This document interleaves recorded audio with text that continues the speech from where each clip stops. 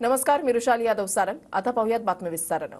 बच्चू कडू आज दुपारी 1 वाजता महत्त्वाची पत्रकार परिषद घेणार आहेत। बच्चू कडू अमरावतीमध्ये नवनीत राणांच्या विरोधात उमेदवार देणार आहेत। आजच्या पत्रकार परिषदेमध्ये बच्चू कडू नवनीत राणांच्या विरोधात उमेदवाराची घोषणा करण्याची शक्यता आहे।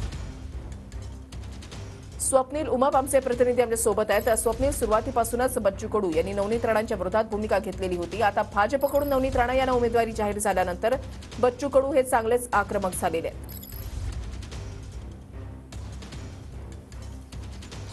नक्कीच आपण जर पाहिलं तर बच्चू कडू आणि राणा दाम्पत्य यांचा वाद जो आहे तो सर्वश्रुत वाद आहे। मागील काळामध्ये बच्चू कडूंवर जे आहे ते रवी राणांनी आरोप केलेले होते आणि त्यामुळे बच्चू कडू जे आहे ते या निवडणुकीमध्ये त्याचा वचपा काढण्याच्या तयारीमध्ये आहेत। बच्चू कडू जे आहे ते आज एका मोठ्या उमेदवाराची घोषणा करणार आहेत।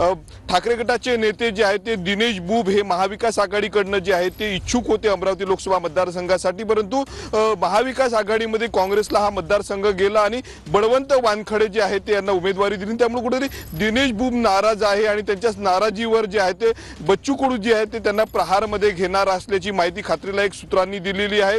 आज दुपारी 1 वाजता त्यांचा प्रहारमध्ये पक्षप्रवेश होईल आणि त्यानंतर प्रहारच्या उमेदवारीवर जे आहे ते प्रहारच्या तिकीटावर जे आहे ते अमरावती लोकसभा मतदारसंघात ते निवडणूक लढवणार आहेत।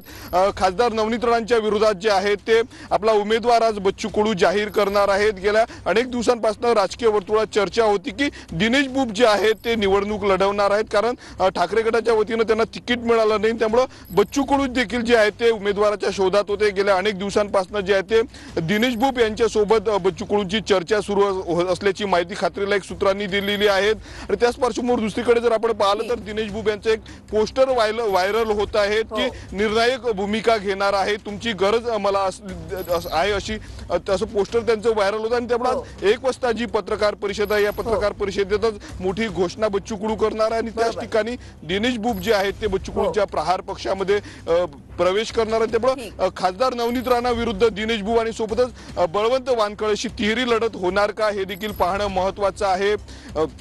1 वाजता बच्चू कडू काय बोलणार याकडे सर्वांचं लक्ष लागलेलं आहे। धन्यवाद स्वप्नील दिलेल्या सविस्तर माहितीसाठी।